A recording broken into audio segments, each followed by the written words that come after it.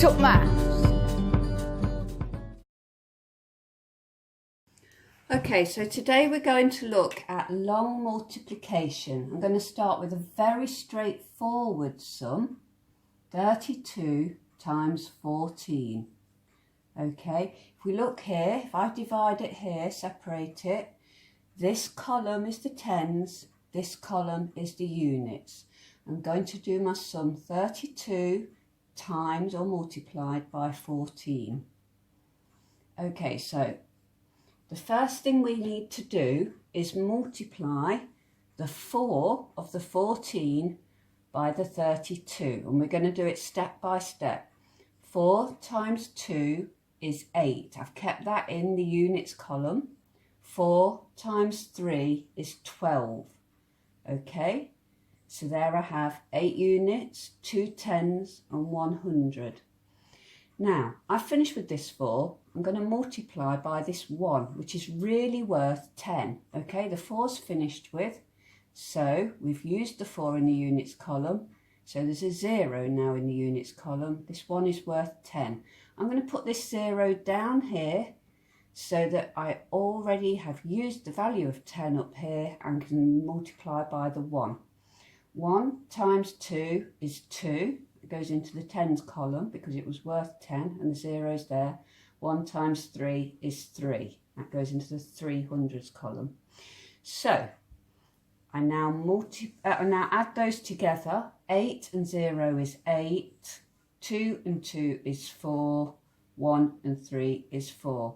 My total for 14 times 32, which is what we started with, is 448. Let's move on to a more tricky one.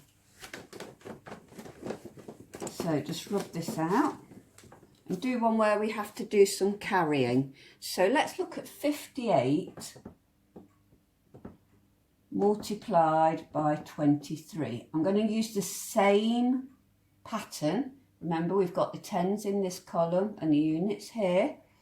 I'm going to start with my 3, the units, and I'm going to do 3 times 8 is 24. Put my 4 down, carry 2 into the tens column.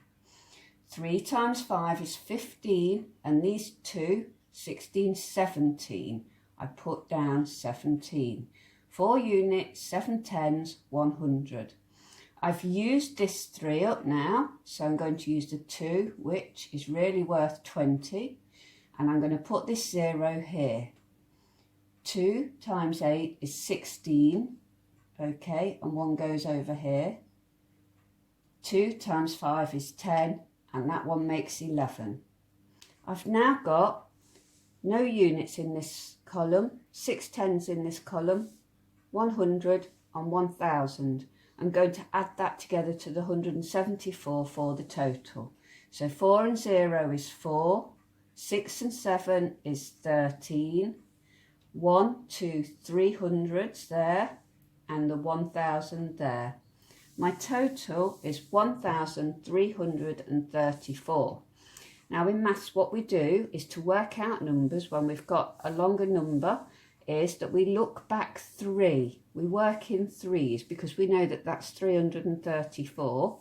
So I can put a comma there, not a decimal, a comma. So 334, and on the other side of the comma is the thousands, and I've got 1334.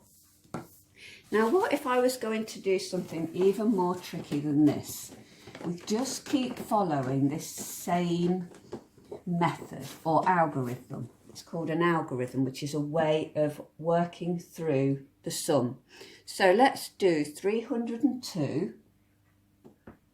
So now the top number is 3 digits long, 302 by 49. When I say by, I mean times or multiply. I'm going to use the same method, okay? So 9 times 2 is 18.